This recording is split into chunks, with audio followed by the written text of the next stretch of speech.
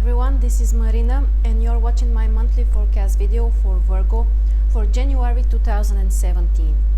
Before we start with the forecast, I want to invite everyone to check out our astrological calendar for 2017. There you can find an information for the heliacal phases of the planets for each day of the year and how it can influence your life. Also, Lada has added the transits and the most important indications that you should watch out during the whole year. So if you want to be prepared for 2017, please go and check our calendar for 2017. Now let's start with the forecast for the month. And first, on the 3rd of January, we have Venus entering Pisces, which for you will be in your 7th house.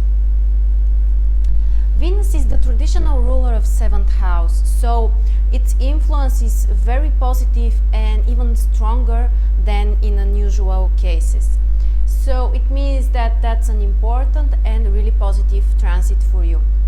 It's especially positive for your relationships, for your communication with other people. You might be more diplomatic, it might be easier for you to negotiate with others, to find compromises and to find the point where you are both satisfied. So Venus in 7th house also can help you to be more magnetic to others, to attract their attention, to make them like you actually. So that's great indication for love, for relationships. You can meet a new love, or in some way your relationship might bring more joy in your life during the transit of Venus there. Next we have on the 8th Mercury turning direct in Sagittarius, which for you will be in your 4th house. And we had Mercury retrograde for the past 3 weeks. Most of the time it was retrograde in Capricorn, which for you is in 5th house. But right now the stationary phase of Mercury in Sagittarius, so it's in your 4th house. And it means that especially around these days, around the 8th of January, when actually Mercury is stationary, you should be more careful regarding some information, details or communication related with family, related with property or some stuff at your home. There might be some complications, you may forget about something, there might be misunderstanding, the communication might be slower and more difficult around these days.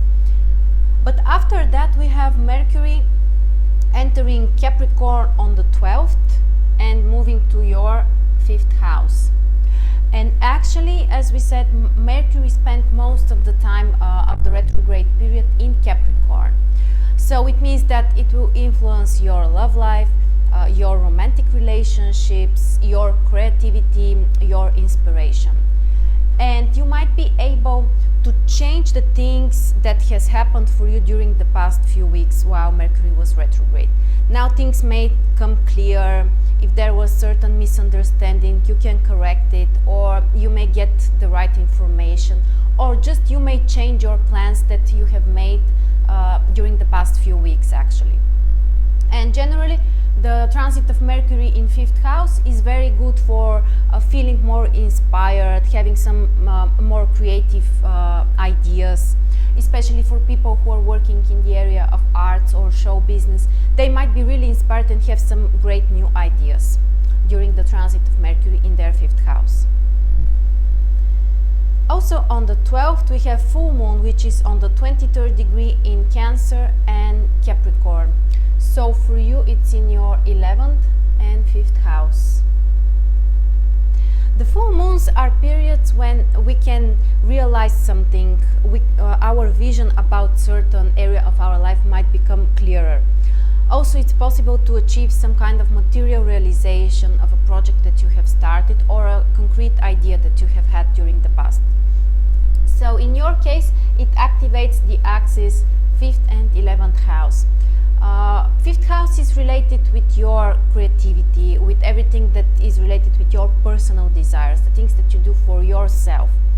Also, it's related with love, with romantic relationships, with inspiration. But inspiration that comes from the heart actually.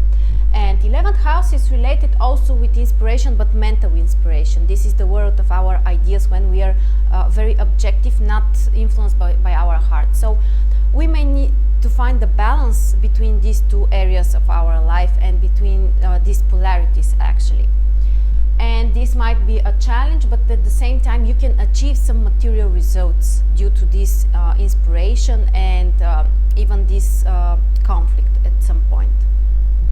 So the area of love, the area of friendships also can require from you to find the balance and actually to solve certain situations. As we know, the full moons are great periods to set free from something which is no longer useful and unnecessary. This can be related with a friendship or even a romantic relationship that you can end if it's not useful, or just a habit and a way that you have acted in these areas of your life. But at some point, this will be the main focus for you, especially after the 2 weeks after the full moon. After that, on the 19th, we have the Sun moving to Aquarius, which for you will be your 6th house. Until the 19th, the Sun is in 5th house, which means that it's a great time for finding joy, for doing things that are really pleasant for you, like some kind of hobbies. You can be very inspired. Also, that's a great time just to have fun.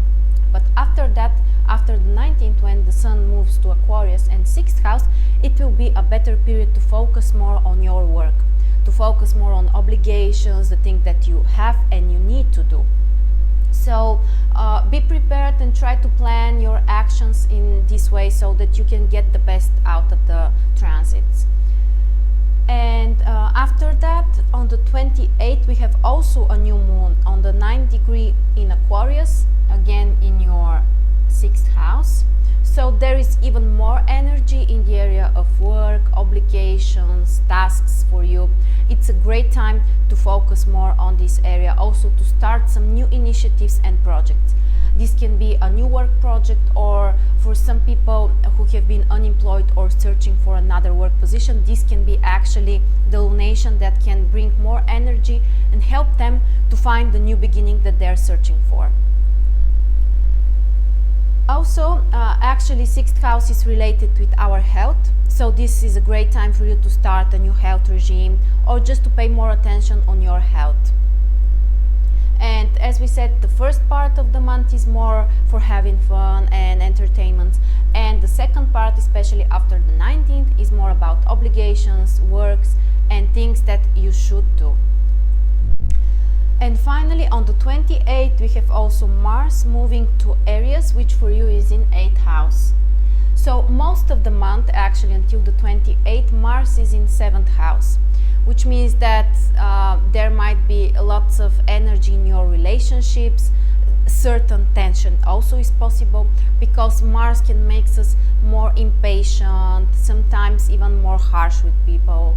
It might be unintentionally, but you should be careful because people may feel like you're more aggressive with them, or you can attract people that can be more rude. So until the 28th, it's better to be more careful how you communicate with others. And after that, when Mars moves to Aries and your 8th house, is a great time for taking some risks, for initiating some things that you need to be brave in. Also, you might start some new financial operations, take some financial decisions, especially related with resources of other people. It can be your personal partner finances or resources, or for those who are working in the area of business, this can be a time when you can make some new investments for other people or through their help and investments. So I believe that these were the most important transits for you during January 2017. I want to wish everyone to have a wonderful, very healthy 2017, to be very successful and achieve all of your dreams. Thank you very much for listening and joining me, and I hope to see you next month again. Bye.